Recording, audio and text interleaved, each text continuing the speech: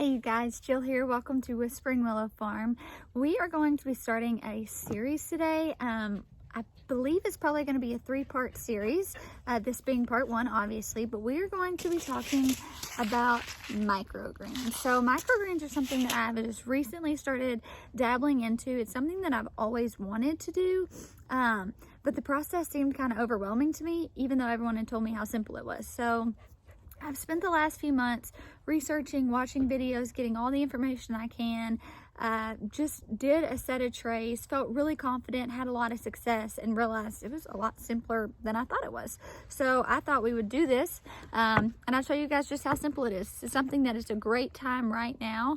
It's a fast turnaround crop, so it's something that you guys can do whether you have a garden, whether you don't. These are things you can do in your house, and I'm going to show you guys and tell you guys the setup you can do for that as well. So they're just super versatile. First of all, I just want to go over supplies. So the first thing you're going to need to do microgreens are these 10-20 flats, and they're super shallow. So these have the drainage holes. You can also buy them without drainage holes. And I've done a lot of research figuring out yes drainage holes, no drainage holes. I just kind of did the holes because it made sense to me, but by all means you guys can research and figure out what you think will work best for you guys. These came from the Bootstrap Farmer. I think it came in a 5-pack or maybe a 10-pack, I don't know. I'll link all this stuff below, but I definitely recommend them, especially if this is something that you're going to keep doing for your house. Here's one that's not. This is just a cheap one. See how flimsy it is? They crack. They usually only last a season or two. These are just much more durable, so it's worth the investment to me. Another thing you're going to want to do is you're going to want to figure out what seeds you want to grow. So places like Haas Tools and Botanical Interest have these packs. So this is a microgreen mild mix, and they have, so this has beets, cabbage, kohlrabi, pak choi, and a Swiss chard. And then there's a spicy one. You can also do radishes and collards, which are spicy ones. There's sunflowers and pea shoots are really popular. And then we're going to talk about beets, which happens to be a pretty controversial one to talk about. So the only seeds that you need to soak overnight before you sow them are sunflower shoots and pea shoots. And then everything else, you're good. You don't have to soak them. You can just directly sow them. So when I was doing my research, I figured out that some people liked beets because they had really good flavor. However, a beet seed is really hard, and so those do fall off into your soil. And when you, which they're completely edible, but when you harvest them and you eat them, sometimes you have that hard crunch, and a lot of people don't appreciate that. So I grew them for my family. My husband really liked them, but I don't know how well you could sell these because that might be an issue with your consumer. So just be mindful of that.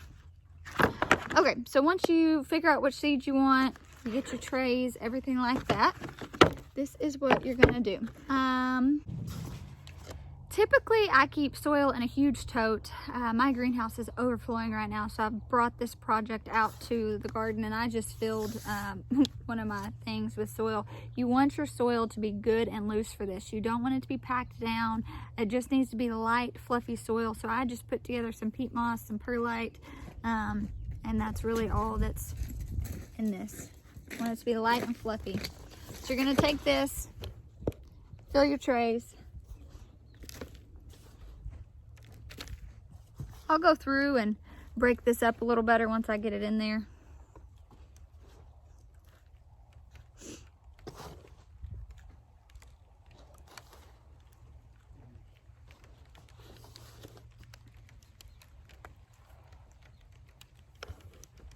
All right, I'm getting rained on, y'all. Once it's in here, I just kind of take my hands and pat down, make sure the soil is nice and even.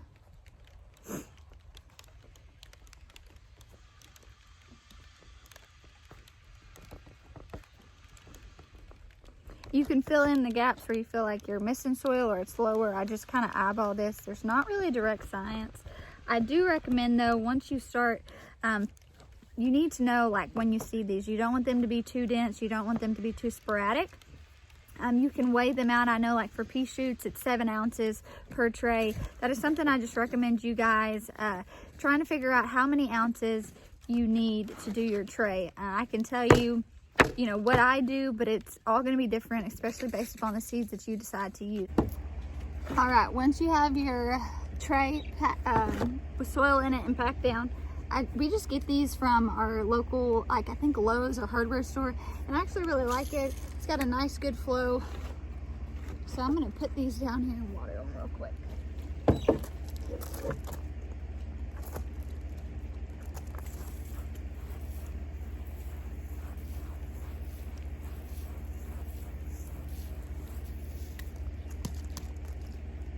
All right, I just go back and forth like, I don't know, 3 or 4 times. Just make sure that it's good and kind of soaked in, as you can see. Now we get to seeding. I'm going to be doing the microgreen mild mix today. Let me move you guys down so y'all can see. You can tell who's been in the garden. We got a flamingo and a hat. I'm gonna say that one is my 4-year-old's. All right. So these right here, these are the beets. So as you can see, those are hard, and that would be why some people don't enjoy eating those. So this is a mix, and I'm gonna go ahead and do it. But that is why some people don't like them. So I just go through, kind of shake is what I do. This is 24 grams. I will probably use the entire bag on here. Guess I could do this.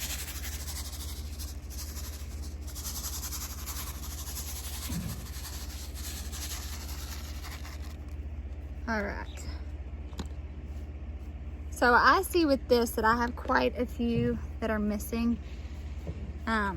Like just some spaces, it's kind of spotty. So what I'm actually going to do is take these radish and put in there. Since this is a mix anyways, I think it's gonna be fine. And I'm gonna fill this in with some of the spots. This is really important. If you make this too dense, then you are going to really have a problem with bacterial and fungi issues that you don't want. So I make sure that I kind of spread it loosely just because I want them to do well, and I just don't want to face any type of bacterial issue, which is something that you have if you're trying to sow microgreens like outside in your greenhouse and it's really hot. Those are things you need to be mindful of. So I've got them spread. You can see here. Now I'm going to water them in again really good. So let's go. Just to kind of, you're doing this just to kind of pack them down.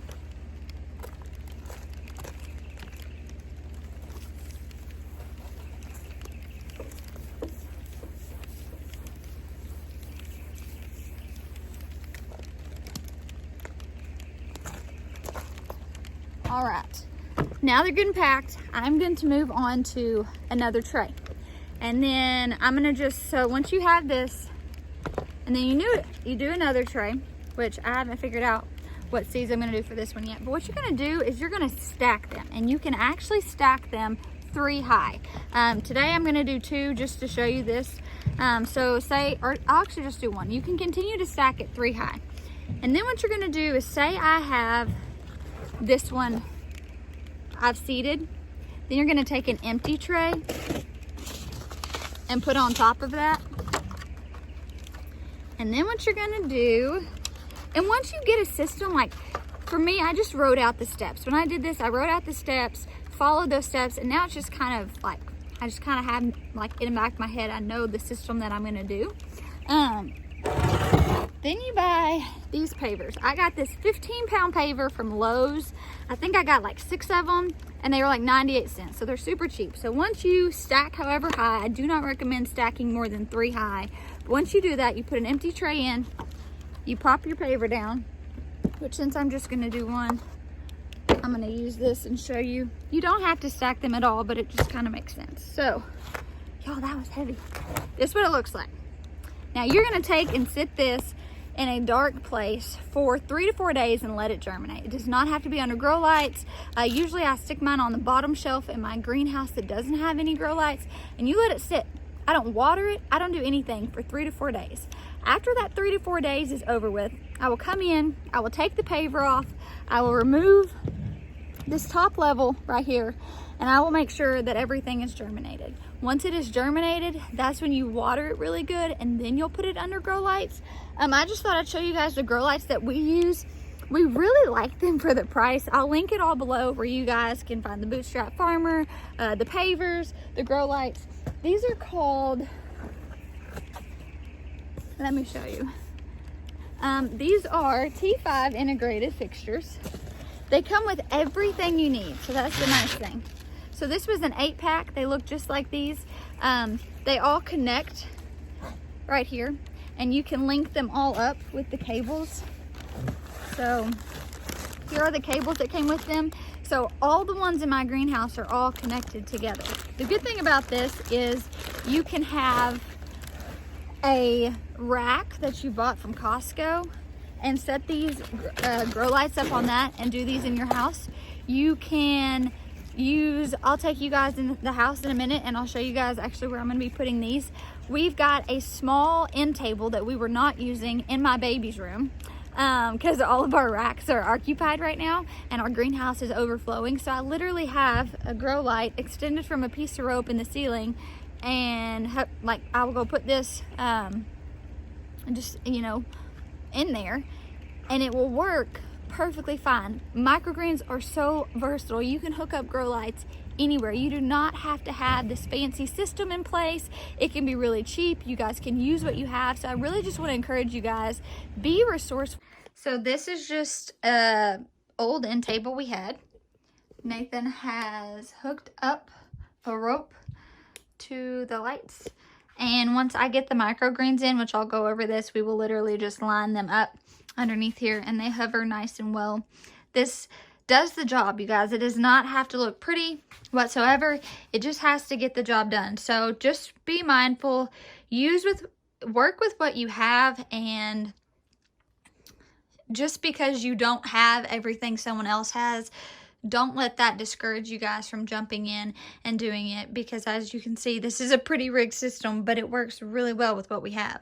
If I can do this, and I've been so intimidated, surely anyone can do this. So this is the part 1. These are the supplies that you need to get started. I look really forward to teaching you guys this. I think it's really cool because I'm still continuously learning about microgreens too. So it's fun to teach you guys. If y'all have any recommendations for me or tips and tricks, please leave them in the comments. And then next week we will start part 2. And part 2 will involve, once they've germinated, what do you do? So we'll go over that then. But thank you guys for hanging out with me today, and I'll talk to y'all soon.